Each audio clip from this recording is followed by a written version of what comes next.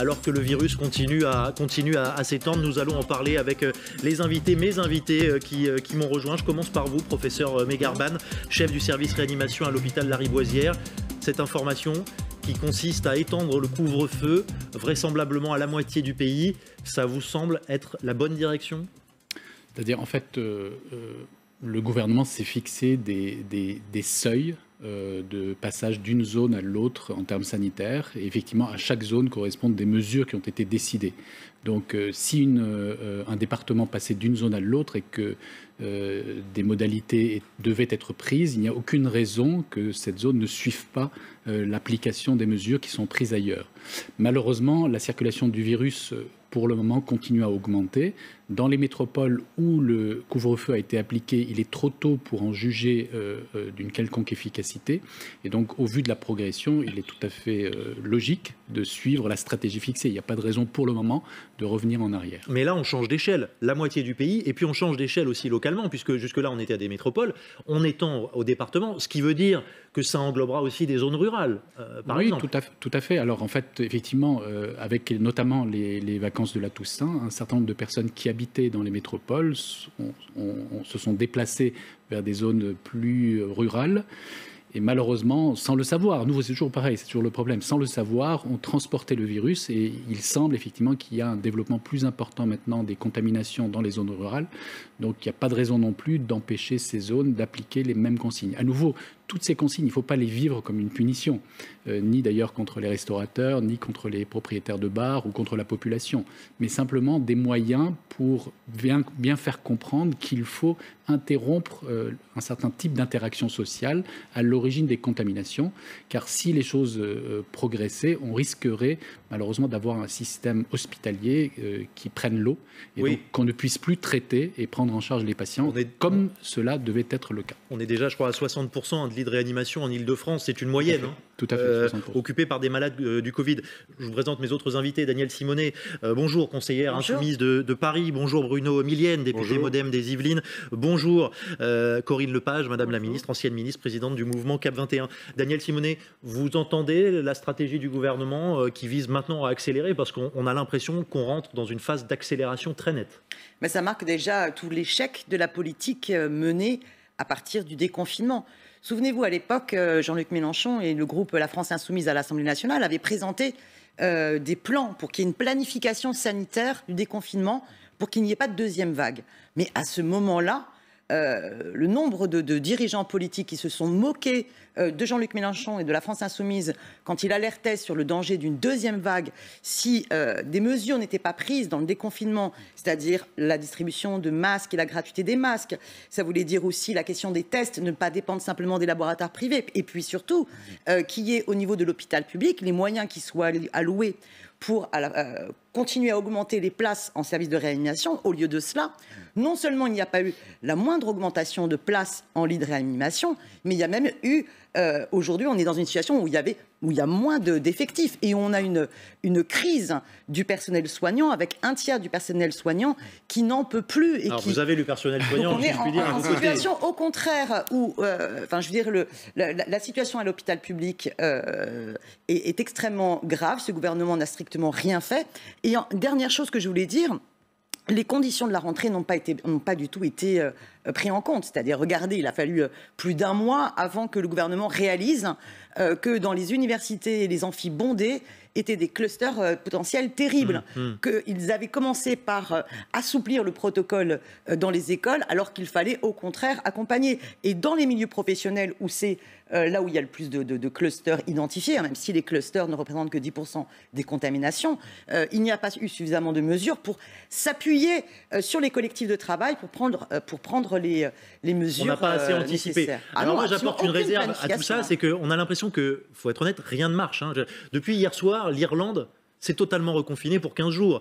Et un peu partout, on voit des mesures. Alors, personne n'aurait anticipé. Professeur Megarban, on n'a pas anticipé. C'est pour ça qu'on en est là à décréter peut-être un couvre-feu pour la moitié de la France ce soir. Alors, je ne peux pas me prononcer en termes politiques. En tout cas, il y a eu des efforts, évidemment, d'anticipation. Maintenant, est-ce suffisant? Je crois que tout le monde, même les médecins, ont un tout petit peu sous-estimé l'importance et le fait que le virus allait recirculer aussi massivement avec l'hiver. Alors, en fait, il faut bien savoir qu'il y a 2 niveaux sur lesquels il faut agir. Il faut évidemment, et je suis tout à fait d'accord avec le constat de Madame la députée concernant la situation des hôpitaux. Conseillère de Paris. Pardon, conseillère de Paris. Donc, effectivement, il faut bien sûr agir sur l'hôpital et l'aider. Mais malheureusement, là, on paie un défaut de stratégie et de pensée depuis une vingtaine d'années. Par ailleurs, ça ne suffit pas. Il faut bien penser que ce n'est pas en créant des millions de lits de réanimation qu'on va résoudre le problème. C'est une maladie qui est potentiellement grave, voire mortelle. Il ne s'agit pas d'accumuler les gens en réanimation et de les regarder mourir. Il faut faire la prévention, et ça, le point le plus important. Donc, il faut aussi agir sur les contaminations. Et donc, c'est le sens, évidemment, éviter qu'on arrive jusqu'à la réanimation, voilà, malheureusement. Et pourquoi on ne va pas... Bon, j'entends, il faut être progressif, Bruno Millienne, mais il y a un moment, pourquoi est-ce qu'on ne met pas le couvre-feu partout? C'est pas une question... D'abord, c'est pas une question de progressivité, pardon. Mais moi, je rejoins le professeur. Le problème, c'est pas tant d'avoir plus de lits de réanimation que ce qu'on avait déjà lors de la première phase. C'est quand même en soi un problème. Hein. Non, mais parce que moi, je préfère qu'il n'y ait personne en réanimation et qu'on soigne les gens moi, avant. Je préfère que nos aînés, on ne les sacrifie pas comme on les a sacrifiés pendant le confinement. Ne refaites pas comme à chaque débat, c'est-à-dire Bruno Millienne, allez-y, faites-moi confiance. La parole aux gens. Je ne vous ai pas coupé, laissez-moi m'exprimer. C'est le moindre des respects. Mais si. Dites-moi. C'est très bien. Bruno Millienne. Donc le problème, c'est qu'effectivement, et le professeur l'a bien dit, on avait une estimation de reprise épidémique plutôt vers fin octobre, début novembre, et elle est arrivée plus tôt. Bon, ça c'est un problème. On ne s'attendait pas forcément non plus à ce que la circulation du virus soit importante dans l'ensemble de la France, alors que ça n'avait pas été le cas lors de la première vague.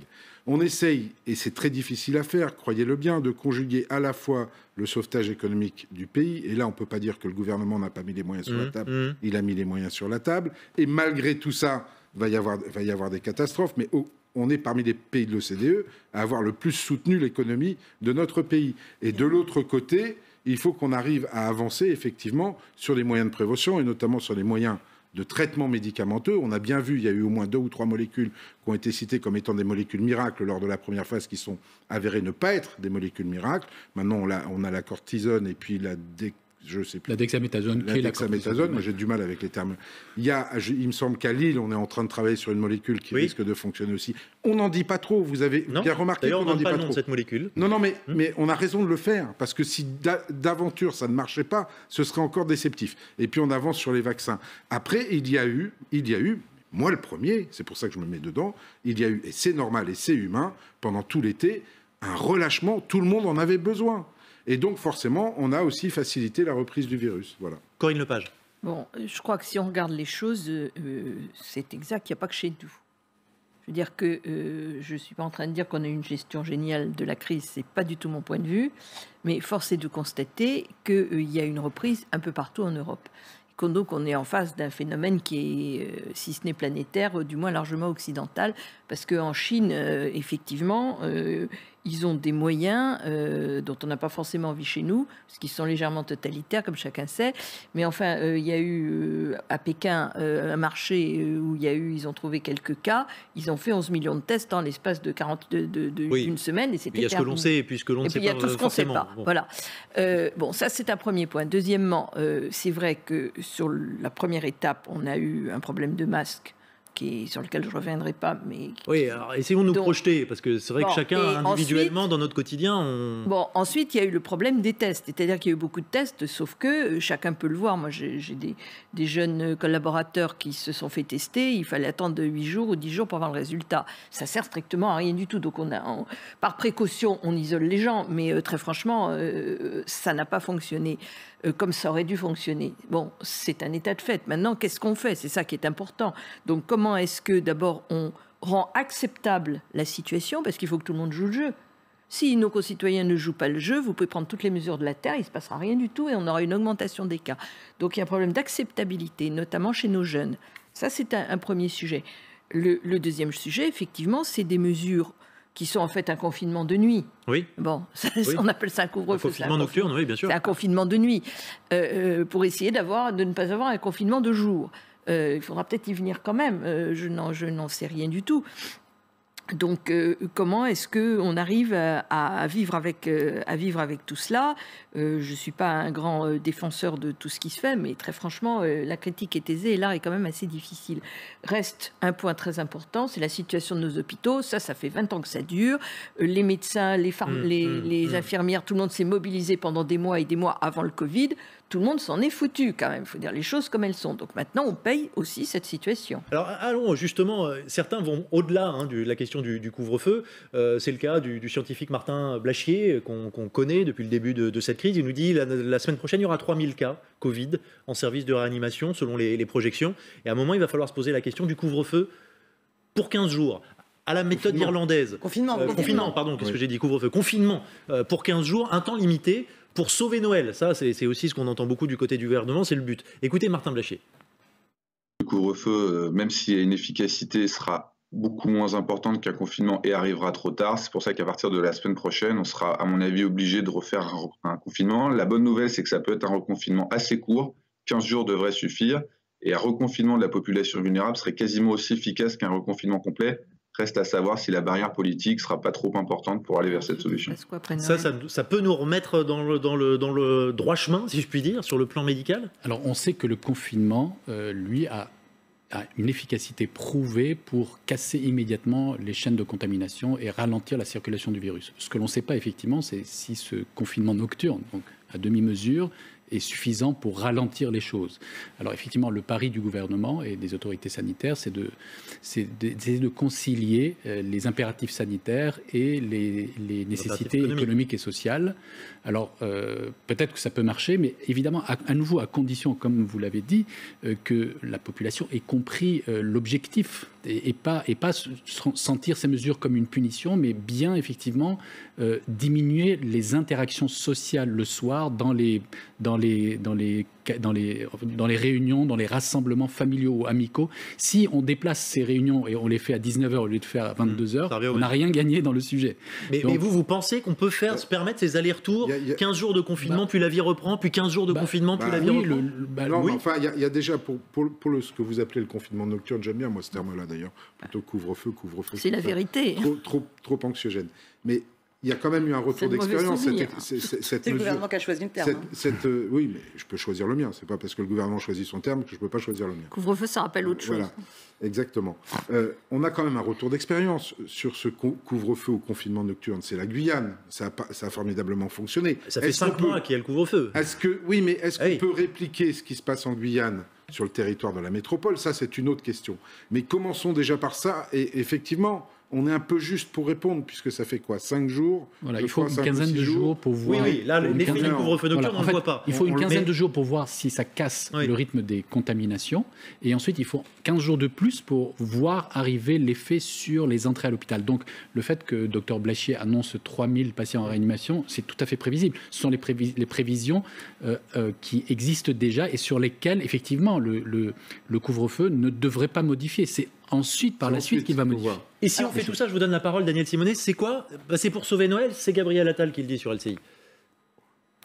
L'heure est grave dans le pays, c'est ça qu'il faut retenir. On a une situation épidémique qui est préoccupante, avec, je crois, un doublement du taux d'incidence tous les 15 jours, avec une part des patients Covid en réanimation qui augmente beaucoup. Je crois qu'on est aujourd'hui à 4 régions où la part des patients Covid est supérieure aux 50% des places en réanimation. On prend toutes ces mesures parce que notre souhait, c'est que les Français puissent fêter Noël en famille. Et c'est vraiment tout le sens de ce qu'on fait aujourd'hui. Le but, c'est de sauver des vies, évidemment. Mais ça, puisqu'on parle d'acceptation, oui, est-ce qu'on n'est pas prêt à un sacrifice pour 15 jours de confinement si c'est pour nous garantir qu'on sera en famille à Noël?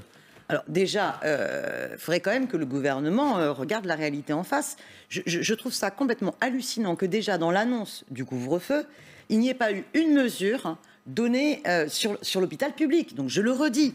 Le fait qu'on ait une situation de telle tension, des moyens débloqués, de telle tension à l'hôpital public, qu'il n'y ait pas de moyens débloqués. Il y a plus de 2 milliards. Ça, quand même, mais non, renseignez-vous sur la situation vécue des personnels hospitaliers. Il n'y a pas d'effectifs supplémentaires.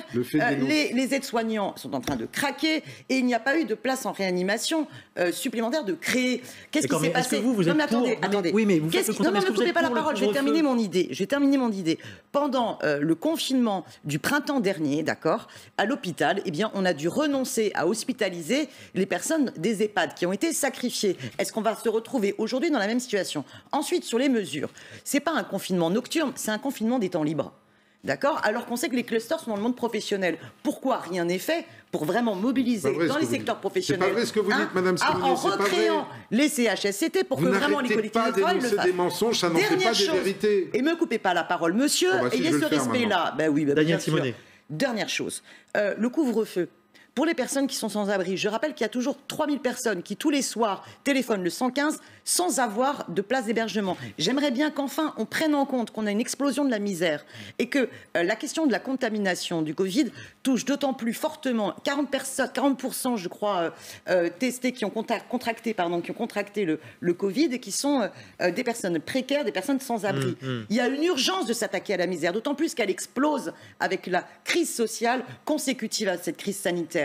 Et il n'y a aucune mesure du gouvernement pour augmenter les capacités d'accueil dans l'hébergement, pour faire en sorte que la trêve hivernale soit anticipée, qu'il y ait 0 expulsion, et pour faire en sorte d'augmenter les minima sociaux, parce que le coup de pouce sur le RSA, il n'est pas à la hauteur. C'est un coup de pouce d'une prime comme ça, one touch, quand il faut augmenter les minima sociaux. Il y a vraiment, je trouve, de la part de ce gouvernement, une incurie dans la politique menée, que ce soit vis-à-vis de l'hôpital public, que ce soit vis-à-vis de la planification sanitaire et de la lutte contre la grande pauvreté qui explose.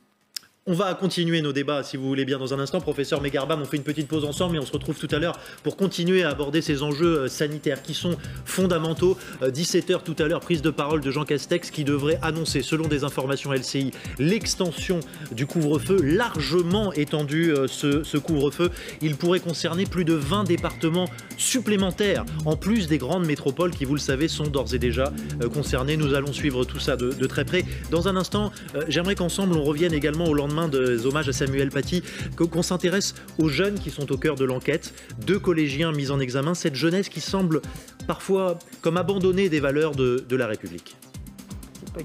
Il a exprimé des regrets vis-à-vis de ce que le professeur avait subi. Il a exprimé, il a dit si je pouvais me faire pardonner, je veux me faire pardonner, mais je suis impardonnable. On revient dans un instant. C'était là l'avocat de l'un des 2 jeunes mis en examen. À tout de suite. 12h39, le retour du débat d'LCI Midi. Après l'hommage hier, très, très émouvant, très fort hommage à la Sorbonne, à Samuel Paty. Concentrons-nous sur l'enquête. Il a totalement vrillé quand le terroriste lui a tendu de l'argent, des vies qui basculent pour 350 €. Il a totalement vrillé, c'est ce que dit l'avocat de l'un des 2 adolescents mis en examen dans l'enquête sur la mort de l'enseignant. Il explique ainsi l'attitude de son client de seulement 14 ans. Est-ce qu'on imagine ce que ça représente? Seulement 14 ans, sans ces 2 collégiens, l'assaillant n'aurait pas identifié Samuel Paty. L'enquête, le procès le déterminera définitivement. Et voilà qu'on apprend une autre histoire, et les 2 sont liés, vous allez le voir, avant la mort de Samuel Paty, du côté de Muret. On est près de Toulouse. Le 9 octobre, une enseignante a été prise à partie par plusieurs élèves de l'établissement après un cours sur la laïcité, et qui est notamment allée sur le terrain du port du voile. Écoutez toutes les précisions du recteur de l'Académie de Toulouse. Dans le cadre de son cours, une professeure a souhaité mener un débat avec ses élèves, ce qui est son travail. Et elle a choisi la thématique égalité homme-femme. Et ce sujet a amené la discussion sur le port du voile. Et des élèves ont contesté les propos de la professeure. Et à la limite, à ce stade, je dirais, ce n'est pas choquant. Le problème, c'est qu'après le cours, une élève qui ne faisait pas partie de cette classe est allée avec 2 autres camarades invectiver la professeure. Voilà, en résumé, la situation. Voilà pour les faits. Avant de vous entendre, j'aimerais qu'on échange rapidement avec Cyril Lepoint, qui est secrétaire académique du SEMUSA à Toulouse. Bonjour Cyril Lepoint, merci d'être avec nous. Est-ce que ce genre de situation qui mène quand même à la mise en examen d'une élève, hein, c'est pas rien, hein, qu'on soit très clair, est-ce que c'est un cas très isolé? Alors c'est sûr que des faits d'une telle gravité qui sont avérés sont assez rares, fort heureusement. Maintenant, le type d'incident qui ressort ou qui est mis en relief avec la malheureuse actualité que nous vivons, ne sont pas extrêmement rares. L'occurrence arrive et ce n'est pas non plus, ce ne sont pas des faits qui sont très récents, parce que depuis 2015, on considère quand même une accélération de ce type d'événements dans les salles de classe. Et je crois que les enseignants signalent systématiquement à leur administration à chaque fois que ce type d'incident se produit. Mais Cyril Lepoint, est-ce que c'est un problème, quoi? C'est qu'il y a le professeur, face à certains élèves, n'a plus d'autorité, ou ça ne compte plus pour en arriver à insulter si violemment une enseignante, par exemple, dans le cas de Toulouse? Non, je crois que c'est pas tellement une question d'autorité, c'est tout un discours qui est réfuté par les élèves, qui est contesté. Là, ce qui est mis en lumière, c'est un problème qui s'est produit donc dans le cadre de l'EMC en histoire-géographie, mais certainement que ce qui s'est passé à Muret, à côté de Toulouse, a certainement dû se produire ailleurs. Nous, on observe qu'il n'y a pas qu'en EMC ou en histoire-géographie que ce type de discours est tenu. On sait que, par exemple, en SVT aussi, dans des cours de SVT, il peut y avoir des contestations d'élèves par rapport à la création du monde. On sait scientifiquement que c'est pas magique, mais ça ne tient pas de soi, ça ne va pas de soi pour tous les élèves. En EPS aussi, on peut avoir des problèmes avec des filles qui ne tiennent pas à s'exposer. Merci beaucoup Cyril Lepoint. Je précise, l'EMC, c'est l'éducation civique, telle qu'on l'a connue par le moral et civique, c'est ça, absolument. Je voyais réagir quand on parlait de la question d'autorité. C'est un problème d'autorité? Il y a un problème de fond, il y a un problème de forme. C'est-à-dire? Il y a les deux. La forme, c'est l'autorité, c'est-à-dire le fait qu'un professeur n'a pas à se faire insulter par des élèves. Nous sommes tous d'accord. Bon.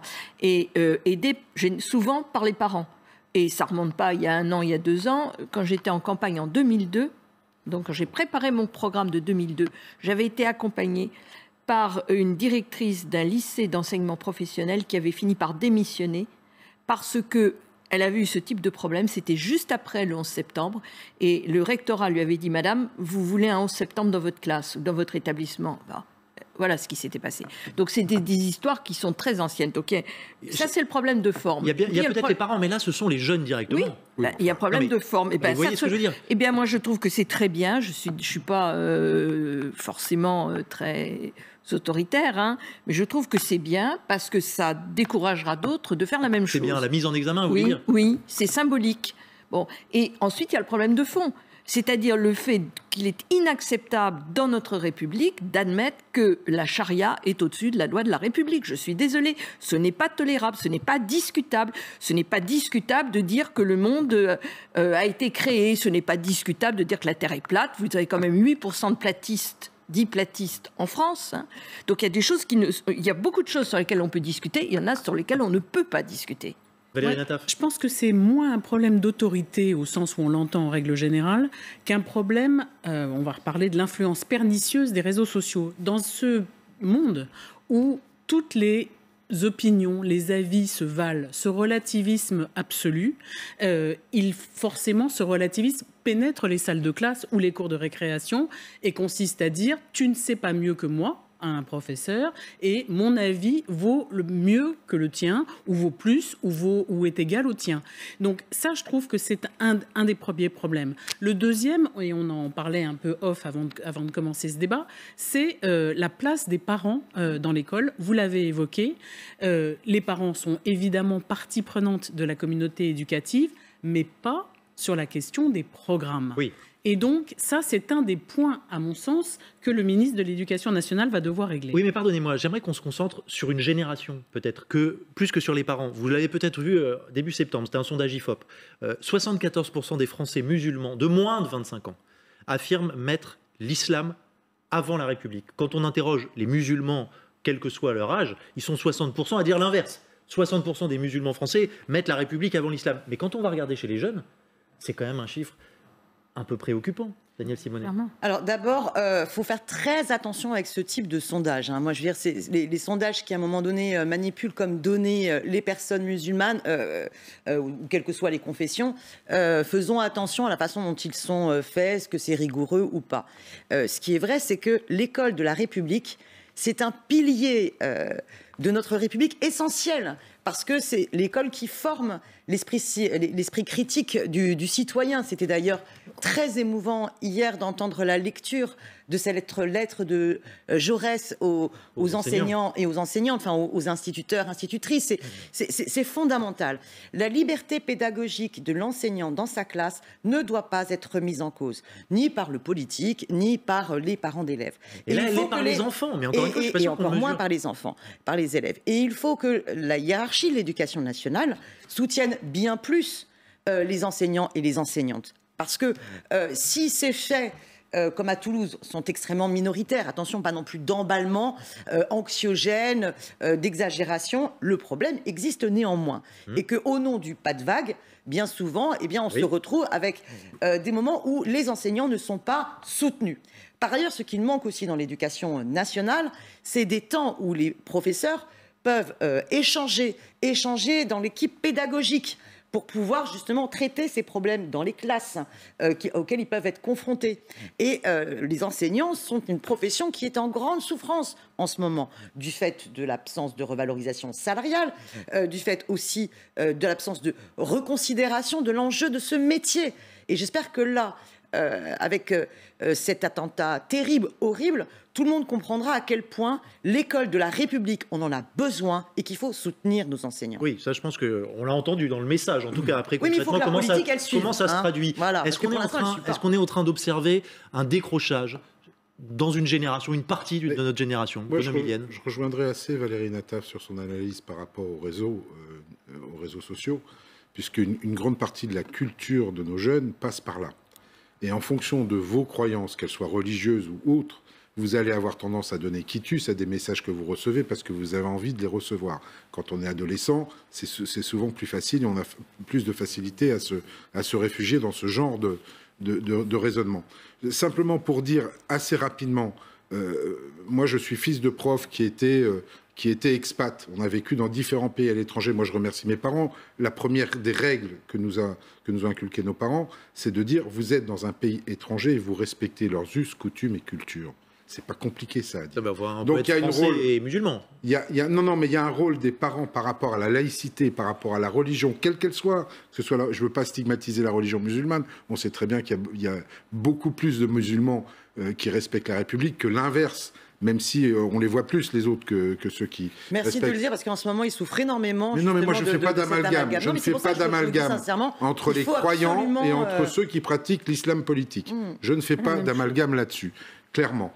Mais on a un problème. Ça a été dit, les parents sont trop rentrés dans les écoles.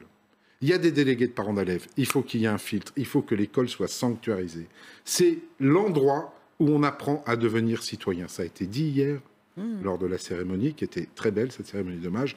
Il faut que les gens se rendent compte, c'est là qu'on apprend à être citoyen, à réfléchir par nous-mêmes. Oui, mais on a l'impression que c'est là aussi on commence à contester, peut-être, pour une partie des élèves. Mais oui, mais ça fait partie de la formation de l'esprit critique. Mais tout dépend sur quoi se fait comment se fait la attention. Voilà, oui, quand même. On va revenir peut-être sur quelque chose qui a été peut-être pas bien écrit, mais qui a été sanctionné par le Conseil constitutionnel sur le numérique, la loi Avia. Il va falloir quelque part à un moment revenir là-dessus, parce que vous ne pouvez pas assister en permanence à ces bourrages de crâne, j'ai pas d'autres mots, de messages qui sont... C'est justement une génération qui nous dit, nous, on est très attachés à la liberté d'expression. Attention, parce qu'avec des lois Avia et autres, attention que pour défendre notre liberté d'expression, on ne soit pas en train de remettre en cause la liberté d'opinion. J'ai bien dit en la réécrivant. Mais là où je vous rejoins et j'abonde, c'est ce qu'on appelle la culture du mème. On le sait, les réseaux sociaux produisent des algorithmes qui font que vous n'êtes confronté qu'à des choses qui confortent vos opinions et vos avis. Facebook, je crois, a promis de donner un peu de transparence, notamment au niveau européen, sur ces algorithmes, etc. Je trouve que ça, c'est une menace pour la démocratie. Qu'est-ce qui nous fait grandir? Qu'est-ce qui nous fait réfléchir? C'est de penser contre soi-même et de rencontrer une forme d'altérité. Cette altérité, elle est trop souvent censurée par les algorithmes des réseaux sociaux. Un mot de conclusion, Corinne Lepage? Je pense que c'est un problème majeur, celui-là, ce dont on est en train de parler, parce que ce sont nos concitoyens adultes et responsables de demain qui sont dans ces dérives. Et je crois qu'il faut vraiment embrasser la totalité du sujet. Et nous, adultes, évidemment, on a une responsabilité particulière dans tout cela. Mais je pense qu'il faut beaucoup de fermeté. Les jeunes ont besoin de fermeté. Oui, ce sera le mot de la fin, et besoin de comprendre aussi, bien sûr, les messages que nous leur adressons. Merci à vous quatre d'avoir participé